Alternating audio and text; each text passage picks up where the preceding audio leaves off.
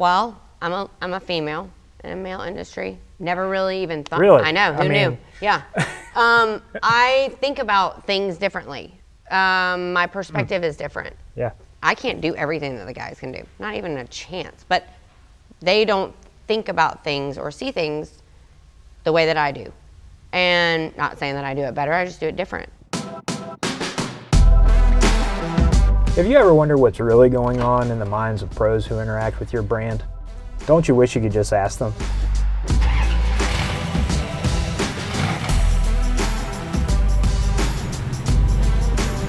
Not in a survey or focus group, just in a real conversation. Well, today we're doing exactly that. We're on our way to meet a master of custom cabinetry, furniture, and interiors who has created some gorgeous commercial and residential spaces all over the Queen City. We'll talk about the brands and products she relies on to get the job done right, and the tools she uses to educate her team and clients in an industry where no two jobs are ever the same. We're in NODA, Charlotte, North Carolina's trendy warehouse district, but we're not just here for the local breweries. We'll be hanging out with Katie Schindler, the owner of Fine Grit. Katie's high-end custom construction is featured in the interiors of some of the region's most luxurious homes, bars, restaurants, and retail stores. This unassuming looking warehouse houses her seemingly endless creativity, as well as a crew of hard-working men and women who bring clients' dream interiors to life. I'm here to see how the magic happens and how Katie chooses the tools and materials she needs to customize each project to her famously high standards. Then we'll crack open a beer and have a candid conversation about consumer education in a custom industry, how the pandemic has affected operations, and what she envisions for the future of her business. What she has to say might surprise me. It might even change the way I think about marketing strategy. One thing's for certain, everything's better over a beer.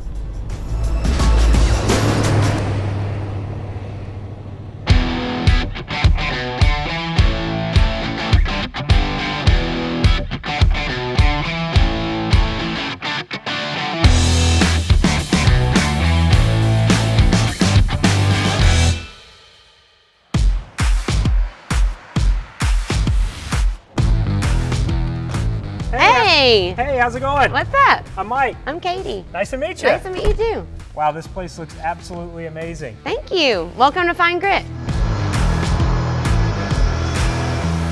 So, tell me a little bit about what you guys do here. So we build custom furniture, custom cabinets. We design in-house as well, all the way from start to custom finishes. We install our own cabinetry. Seeing the project from actual start to finish, literally, is really, really important to me. So you guys do literally everything in-house? For the most part, yeah. Wow. So this is where it all happens, huh? This is it. So what are you guys doing back here? Well, we've got planer, we've got joiner, we've got sliding table saw, we've got edge bander here, sanding stations, tables, things that are on wheels are really beneficial for us. You know, we fill up, empty out, fill up, empty out. So wheels are crucial. So looks like this is kind of the workshop side of the house. Everything's getting done and built and put together over here, is that right? Yeah, essentially like what you see on site installed happens in this space. Yep. All put together by hand. Fabrication, yeah, here. Really cool. But I know there's more to the story than that. Oh yeah. Right, so let's go take a look at the rest. What do we have over here? This is a combo of staging, pre-install to backstock. Cabinets that are fabricated, ready to be installed, they live in here until we take them on site. Backstock of inventory is really important to me. When it's available, I buy as much as I possibly can. Hinges, drawer slides, materials, lumber. When it doesn't fit in the shop on the racks, it lives in here. Okay, cool. So what's happening on this side? This is finish. This is where all the paint happens. Fabrication, they come in raw, any type of part. Doors, cabinet boxes. Then they go through the primer, scuff, primer, paint process. And then end up over here This is at the some spray booth. point Yeah. in the booth. Yeah. And It's correct a me if thing. I'm wrong, but you spend some time in here. Yeah. This is a very time-consuming part of the process. Yeah. Yeah. Is it a love-hate kind of relationship or just Absolutely. like love? I love it and I hate it. Yeah. It's very easy to zone out in here. Get some time with your thoughts, if you will. Yeah. But it's also where you see the transformation, Yeah. which is a really cool part of it. Start to see that final product Yeah. come together. Yeah. Okay. Yeah. Cool. Well, why don't we get some beers? Love it.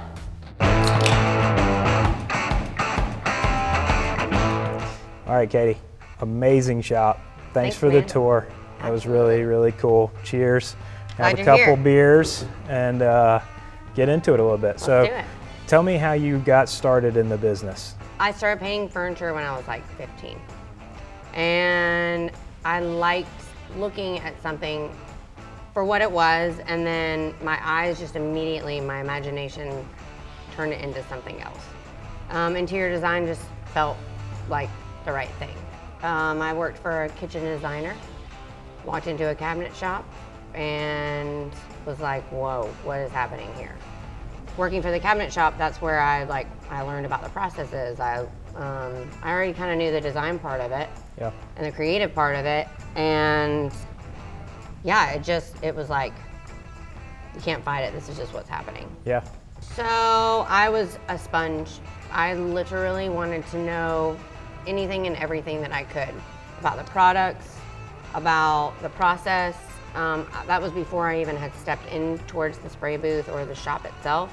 And then from there I went to work for a lacquer company, and I was a regional sales rep, learned about mixing and tinting and really like the back end of finishing. And so what was the moment that was like, okay, fine grit is that inkling or that seed of an idea, and you're like, okay, this might be calling to me a little bit? It didn't call to me actually Okay. at all. I was there doing what I was doing, and it was working. And somebody else had the thought for me. A customer of mine was like, the world thinks that you should have a shop. Well, we're gonna kind of circle back to and come back to some of the themes that you talked about Okay. throughout kind of your career as it got started and early on through cabinetry and then lacquer and then now at Fine Grit, which is learning, right? Yeah. And education. So I want to talk about that in kind of all those different stages. When you were early in your career and learning, you mentioned there wasn't YouTube back then. How did you learn about stuff then? Did you read manufacturers' websites? Was there anything out there where you were kind of going and absorbing information, or was it all just like, I'm gonna buy a bunch of stuff and test it out? You know, the first piece of furniture that I didn't prep it right. And so it failed. The paint started to peel off. Yeah. I'm like, all right, well, that didn't work. So I gotta regroup. I knew that if I abrased the surface, like the paint would stick, you know, things like that. And so if you're comparing like a product that takes 4 different steps and 4 different products to get to an end result, or one product, and there's no, sure, it'll work, but it will last. Yeah. And there's a big difference to me. So part of like, even with my guys, I'm like, we don't cut corners. Like every step matters. Because we're not just doing something to check it off and move on. We're Yeah. doing something to create a lasting environment, a lasting space. So, yeah, a lot of it was trial by error. And that's not even the right paint to use. I mean, I was just using wool paint, you know, but I was like prepping it right, priming it right after I started to figure it out, and then sealing it. Yeah. So, you know, I think that YouTube is great, but there's a lot of stuff out there that's teaching just get it done. Just like, here's a quick fix, or, you know, and there's some that isn't that way, but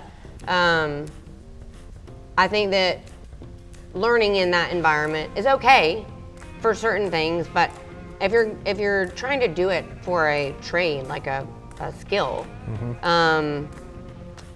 it's just unfortunate that there aren't a lot of avenues to go about like actually getting proper training. Learning to do things the right way. Would you say that's fair? Yeah, absolutely. Yeah. Next step in your career, you've been working for the cabinetry company, kind of understanding and learning all those steps in the process to do something right.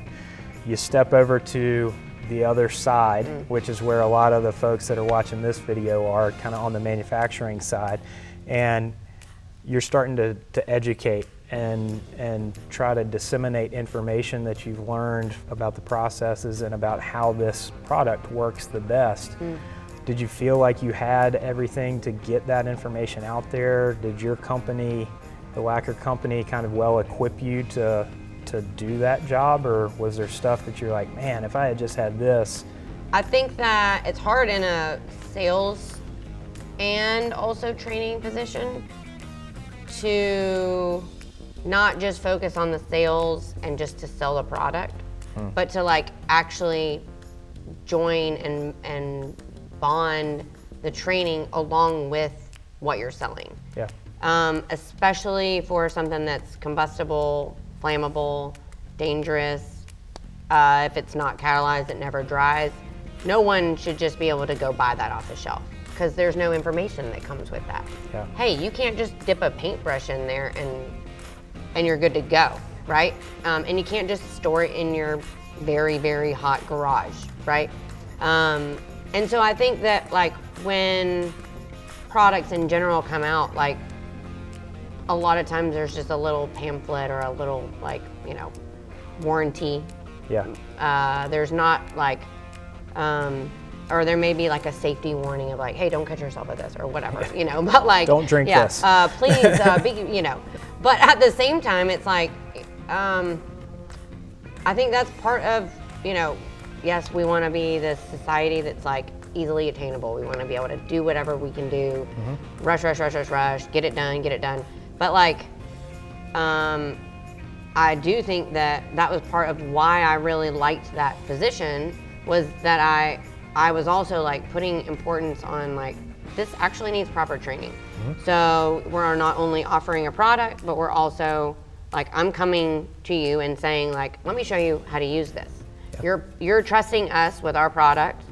Let me give you a couple steps, a couple hints, like a couple of little pointers on what's gonna lead you to success. I may not be able to stand there with you for days on end, but like, or even like a FaceTime, like, hey, what's going on with this? Like to have somebody that's available to even talk to. Yeah. And I feel like in our current state, that is not the case for the most part. Relationships and the client relationships are really important to me. And so if it isn't a good vibe, or if it isn't like, it doesn't feel like they're that focused on details, I'm like, you know what? I think we're not the right fit, because you're paying for that. And so quickly, right off the gate, it's more about like, we build cabinets, There are a lot of shops that build cabinets. There are a lot of shops that build nice cabinets. But the relationship and the process is very different. Yeah. And that, for me, I kind of feel like it goes back to the whole like, I can't even get to someone to get an answer. I'm like, here's my cell phone number. Like, yeah. It gets me in trouble sometimes. Like, I'm like, it's 10 o'clock at night. Why are you texting me? but like, to a point where it's like, I live, breathe, eat this. Like, this is like my passion. I feel very strongly about like, quality matters. Do you feel like your clientele are coming to you for your reputation? Do they see stuff? Is it word of mouth? Are there any like, we use only these pulls and that's why you can tell we're the upper tier? Like, how are they finding you, or why do they pick and select you? Well, I'm a female in the male industry. Never really even thought. Really? I know. Who knew? Yeah. I think about things differently. My perspective is different. Yeah. Things that may not be, just because men and women are different, right? Our brains are different. I can't do everything that the guys can do, not even a chance. But they don't think about things or see things the way that I do in certain instances. And so I've had a lot of people be like, I've never been asked that question before. And not saying that I do it better, I just do it different. Yeah. And so that is, I'm a memorable cabinet shop because I'm female owned. They trust you. How do you develop trust in your team, the companies that you work for, your distributors, the tools that you use? Talk to me about your trust and your relationships with who's supporting Fine Grit and who's supporting your business. So specifically kind of on the material side and the tool side, like how do you select pulls? How do you select drawer slides? What goes into that for you? It's a lot to do with the relationship. Sales reps come and go all the time in my industry. If they don't work here, they work for the competitor next door or the one down the street. I'm like, oh, now you're working for that guy. Oh, okay, that doesn't surprise me because you were there 5 years ago and then you, but at the end of the day, it's about like everyone pretty much, for the most part, is selling a product that is not the same, but similar. Could check a box here, but doesn't check that one, but that one checks this one and not the other one. And, even during the pandemic, like where materials were very hard to come by at times, the relationships are like, hey, I am in need of this. I'm not saying put my needs before anybody else, but like, I trust that you'll remember that. Yeah. And when material comes in, I trust that you are being held accountable by some other, boss, or that you just care enough to remember that. And so whether it's drawer slides or hinges or plywood or whatnot, like I'm not going to use the cheapest stuff because that doesn't check the box for me as far as like what I've committed to my clients. Yeah. And so the not cheap stuff got even more not cheap during the pandemic. And there's a line, I'm like, I'm not willing to go low end and still say that I'm doing this service for you. And so, one of my sales reps I've had since I started Fine Grit. Yeah. And I know her kids, I know her husband. We've had dinners, not because it's forced, but because it's like, and we don't really share anything else similar except for like this trust, and I think it's super important, whether or not it's like just somebody that you're going to get a phone call back, or whether it's like a long-lasting relationship. I think small box or large box version of that is like consistency is important, communication, accountability, and like if I'm being held accountable for what I'm providing, well, I certainly am going to hold the person or the company that's providing me with the materials that I need accountable as well, because it's a trickle effect, right? And so if somebody throws their hands up and says, sorry, it's your problem, I'm like, I'm done here. Well, I'm gone. I'll take my business elsewhere. Yeah. In fairness, obviously, but like, if I'm spending $110 a sheet on plywood, which is like double what it was before the pandemic. Yep. And it's bowed when I get it delivered. Curling. Yep. I can't use that. What am I gonna do with that? Yeah. I'm not gonna make a square box out of that. And if I just get sent to voicemail, like, that's $5,000 for 48 units. That's a lot of money. And if I can't use it and I have no way of getting a hold of anybody, that's a problem. Yeah. So, sounds like that one might have happened before. Maybe. We don't have a relationship anymore. No, but I mean, it small version or large version, Yeah. Warranties are a big thing. I'll tell you this, I purchased a very large compressor from a big box store 6 months ago. We take I'm very OCD. We take good care of our equipment. Yeah. And the motor went out. It just like shot. Yeah. It was impossible for me to, and I purchased the extended whatever thing, warranty. It was impossible for me to get in contact with someone. And then when I did, they were like, oh, you need to call this person. And I'm not the only busy person in the world. I get that. But I'm like, I have so many things to do, and you're now sending me to my fifth number that you're telling me to call. Yeah. And it was so discouraging because I'm like, I just spent $2,000 on this piece of equipment that didn't even last 6 months. I paid to have it hardwired. It's bolted because it was forklift in. Okay, Yeah. This is not like I'm just gonna toss it in the back seat and like return it. Yeah. No.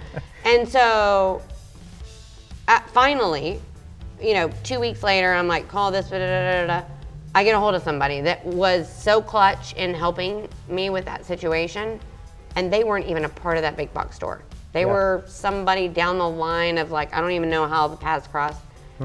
2 months later, I got it fixed for free. So in that scenario, is it the box store or is it the manufacturer Depends on who you talk to. Well, that you hold accountable, right? Are you feeling like, Good question. this retailer is not, they're not supporting what they sold me? Sure. Or do you feel like, this manufacturer, they're not supporting the warranty or the product So take a that's guess in the of field? where that person came from. Was it the box store or the manufacturer that actually helped me? you? Manufacturer, Yeah. most likely. Yeah. Yeah. The box store was not. Yeah. Yeah. And that's like me, that's like someone calling me who I'm delivering them, right? That's like someone calling me and saying, hey, I have a fail, and I'm like, yep, not my problem, you need to call the plywood company. yeah. What? I'm one of a billion people that have bought that piece of equipment, probably. So, but I'm maybe one of 100 that the motors failed, just from a fluke or whatever, Because their first question was, you probably didn't, this was what they said to me. Knowing that I'm a female, maybe that had anything to do with it, I don't know. But they were like, well, you probably didn't wire it properly. And I was like, really? That's your first go-to? Okay. So you're gonna come out here and assess that? Like, be my guest, the door's wide open.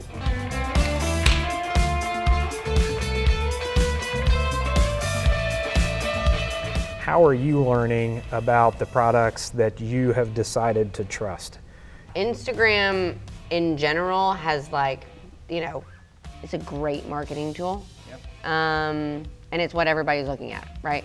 Most people are swiping, doing something, right? And the cool connections that I've made with people all across the country in our field, in our industry, are really special. Like, I am very good buds, only over now text and calls and whatnot. Sure.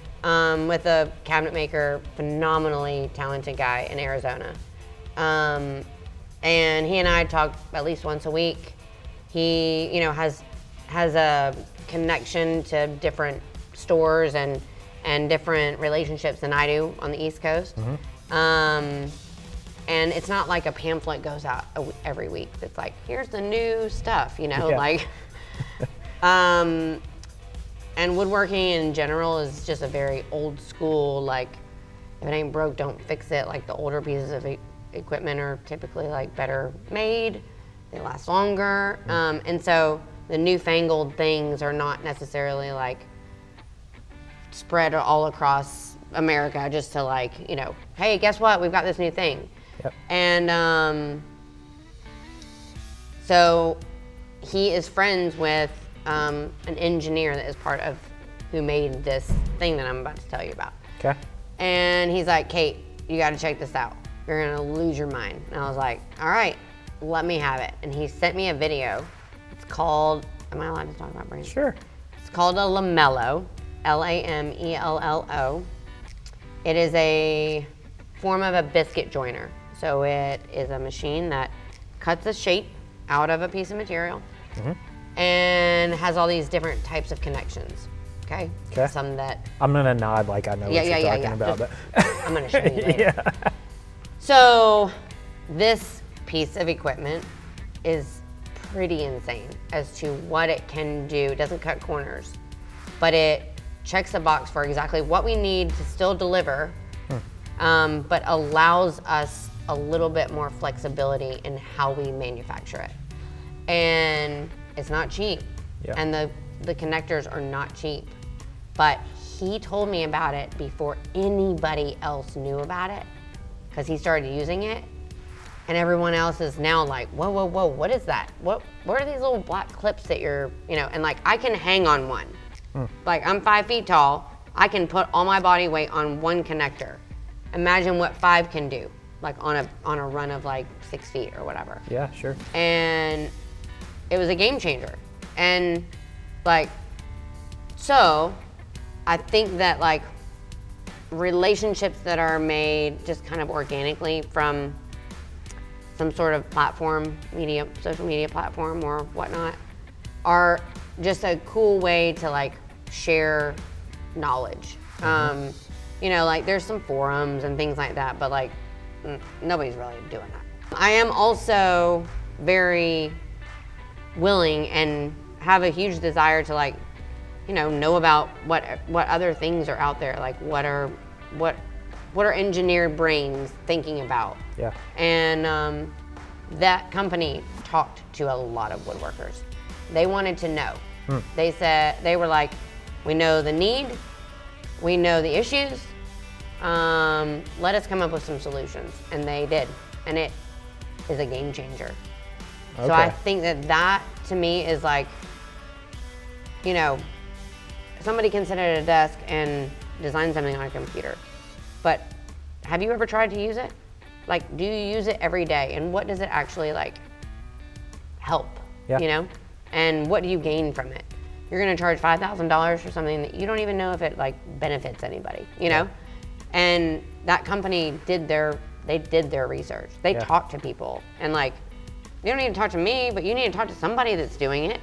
You need to talk to the users that are like, hear feedback, like give somebody something to try. Show somebody how it functions. Like, can this operate in any scenario, or does it have to have this like perfectly, whatever. And that's a huge thing when it's like, come up with something. I'd love to hear about it, but like, did you actually do research? Did you talk to the people that are using it? That's anything, So it sounds like that R&D, you could tell that it came 100%. from the field, that it came from talking to pros, understanding what their needs were, understanding how they make decisions and how they do their job. Knowing about material thickness. Don't sell something that has to have this perfect scenario. Like, no wood is perfect. Like, it never works that way. So they were like, all right, we know exactly what materials you're using, how thick the material typically is. Like, we've asked huge. a pro what these tolerances should be, and so 100%. we know that we need to give you this much on either side or whatever it is to actually work in the real world. And it shows that you actually care. You're not just selling something. Because you're selling something, at some point, people are going to figure it out. Like, that shit doesn't work. That's not longevity. That's just in the moment. Like, the time on the front end is worth the long-lasting relationship for whatever you're selling. That's really interesting that you learned about this product and this brand kind of word of mouth through social media, like 2022 word of mouth, so to speak, right? And so a friend that you've kind of developed a relationship with out west. I've tried to get him to move to Charlotte. He won't do it. Does a similar thing to you, and you guys share information back and forth. When you learned about that, what was your next process? Did you go to their website? Did you try to get a demo? You just ordered it. You were like, how did you know that it was the right thing for you? We build cabinets very similarly. Okay. Our style of cabinetry is very similar. I had already had probably 8 months to a year of like friendship with this guy. I've FaceTimed with his kids. Like, he builds a beautiful product. And like, I'm judgmental, and I'm like, you know, because I'm judgmental of my own stuff. Sure. So, so I trust what he says about like, Kate, you got to try this out. Like, it's pretty awesome. It checks all these boxes, and like, I haven't even begun to like really test out all these other systems that they have. And I literally ordered it the next day. And I got it in, and we tested it out, watched some, you know, like they provide some videos. This is another big thing, you know? Sure. And like 2 days later, the next project that we were on, we used it. And it was like, oh, this is money. What a cool story for manufacturers that if they take the time, do the R&D kind of the right way, like you do your job the right way. Sure. Talk to pros in the field, understand what their needs are, and then give a solution that fits those needs and help solve some problems. They've got pros like you that are out there talking to people about it. And being a brand advocate for them, selling their products for them. What a cool story. You've kind of talked a little bit about kind of some of the old guard of woodworking, right? You mentioned before kind of some of your older tools, some of your legacy tools. I think you mentioned that you had either a table saw or chop saw out there. What was it, table saw? I think you mentioned you had a table saw out there that's been around. It's been around. She's seen some days. Yeah, it's been around for a little while. You know, we're kind of hearing that as a theme as we talk to several folks, is that there are some legacy tools that are out there that are still in the mix. Sure. And they just work, and you trust them and stuff. So what happens and when tools do fail that have been around, have been in the mix for a long time? When someone doesn't show up for work? Right. So when one of your tools doesn't show up for work and stuff, how do you approach that? You cry first. That's a natural reaction, I think, and then freak out. Freak out. So they cry and then most people don't have like then 4 backup table saws to like put in place. Of course not. So how do you make a decision? It's a forced decision. Maybe that model is no longer made, or the part that you need to repair it is no longer manufactured, or it costs too much to repair it. Or it costs too much, and hey, you need. It makes more sense to buy a new one. What's that decision-making process look like for you? Where do you start? Peers is helpful. Community in a niche trade is just like I was saying about the Lamello thing. Like that's just a small example of, you know, the community of business owners, people that have been in the industry for a long time. Like, you know, there are so many table saws out there. There are so many brands out there. There are ones that you have to have specially shipped from Germany that cost $45,000. And, you know, that's not necessarily the first go-to. Would be lovely. But, you know, not everyone has an extra 45 grand just waiting for that replacement to be needed. So community is really key for, you know, if someone that you trust and you've seen their skill and that you know that they care about the same type of things.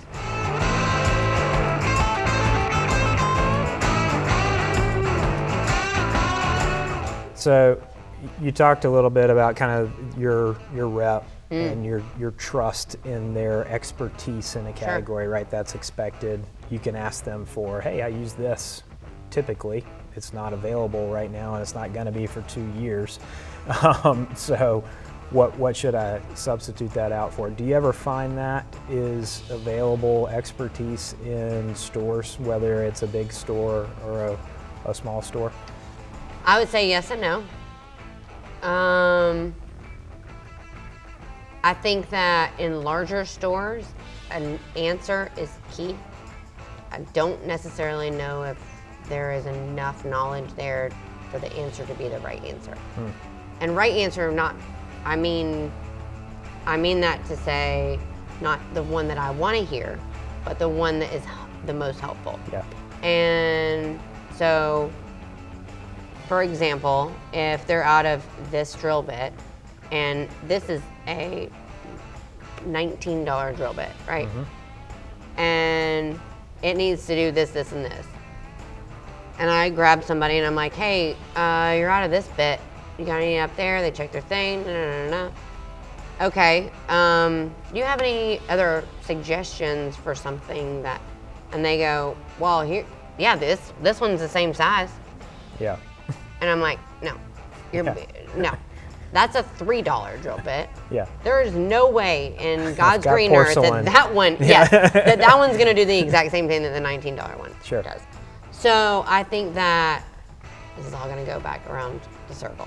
Lack of education, training for that same person that I'm asking that question to is critical, you know? Like, if you're saying that someone's a hardware specialist or, you know, what makes them a specialist?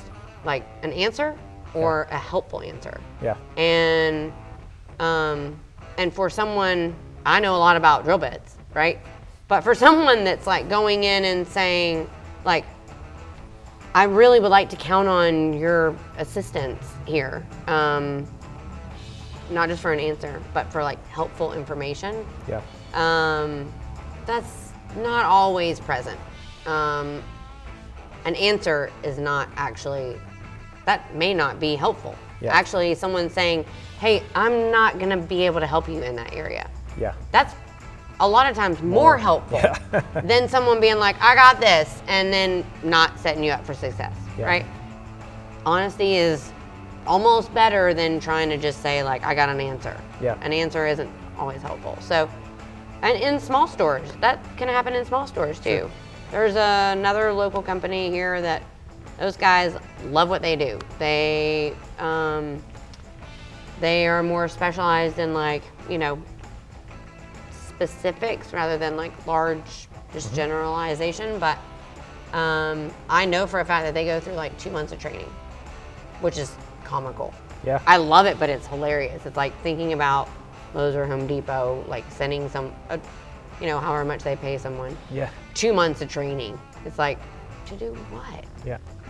Tell me if I'm hearing you correctly. Okay. But it sounds like kind of a theme coming out of that and something that you've learned through experience, right? Maybe the hard way in some instances, is that somebody giving you the truth, even if it's we don't have what you need, will foster a long-term relationship that may be more valuable to them, right? So if a store says, hey, we don't have that, or I think maybe you can go over here and get the answer that you need. Send them to another store. Does that foster a trust Sure. from you that you'll take your business to them in the future because they I gave will you the go real back answer? to a store that says, hey, we don't have it, but here's our competitor, and we know that they have it. Yeah, I'll go back to that first store just because they were honest. that's cool. Just because their end goal was to set me up for success. To help you. Yeah. Yeah. And not just to hoard my business Yeah. with a wrong bit or the wrong this or, you know. Yeah. Not just an answer, but the right answer, like you said. That's right. That's really cool. Reliability and warranty is a big thing. Yeah. So if we're an hour and a half on a job site, hour and a half away from my shop, if something fails and it's not doing what it's supposed to be doing, and there's not a store around for, you know, who knows, and we're like crunch time trying to get stuff done, and something fails, like that's crushing, you know? Yeah. So I'll never test out a tool brand new on site ever. Yeah. You know, you want to know that like something is going to work consistently, and so reliability is like I'll give my relationship to anybody that stands by their warranty and that their equipment is like consistently standing up to par. They're like checking that box. So whether it's a tool, a lacquer, drill bits, saw blades, consumables, whatever it is, poles or whatever, it's not necessarily always just, hey, what is the absolute, you know, Ferrari top end of this? It's what can I trust? Sure. And what where are there relationships where it hasn't ever let me down, so I'm not making Right. a change. The relationship can be with a piece of equipment, Yeah. not the person, right? Yeah. I could really love somebody that's selling something, but like, I don't love what they're selling. Yeah. Sorry, bud. We're buds, but like, I ain't buying what you're selling. Yeah. You know, like, I commit to a level. I have to be able to like facilitate that. Well, having seen some of your work and seeing your growth and your evolution through your career and kind of where you are today, you've earned that.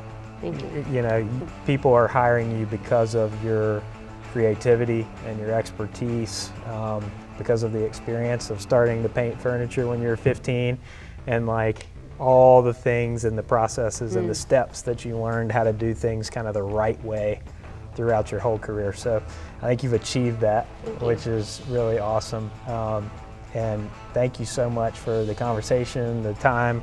Thanks for taking us around your shop a little My bit. pleasure. Cheers. Thanks, buddy. Great having you. Thanks. Spending the day in Katie's shop gave me a lot to think about.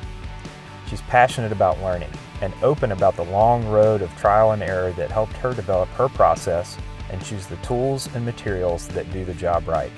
Now that she finds herself in the role of an educator, teaching other pros the tricks of the trade and explaining the benefits of custom work to potential clients, Katie has great insights into consumer learning. She looks to manufacturers to educate consumers about their offerings and explain how to get the best results from products, and expects them to offer resources for troubleshooting problems as they arise. Katie may be old school, but she is willing to take a chance on innovative tools and materials if she is confident that the sales rep or manufacturer will support her. In fact, those trust-based relationships are her primary determiner of brand loyalty when quality is comparable. At the end of the day, it's about communication and accountability, and how incredibly difficult it can be to get a live human on the phone nowadays. She expects the same transparency and reliability that she gives her clients from the people who supply her tools and materials, and she will make substitutions to get it. So keep the lines of communication open, be responsive, and respect her time and investment, and you'll have a customer for life in Katie. So there we have it. Stay relentlessly curious, and remember that the best information about your prime prospect's needs, wants, and values is the kind you get firsthand. We'll keep solving our biggest marketing mysteries, one beer at a time.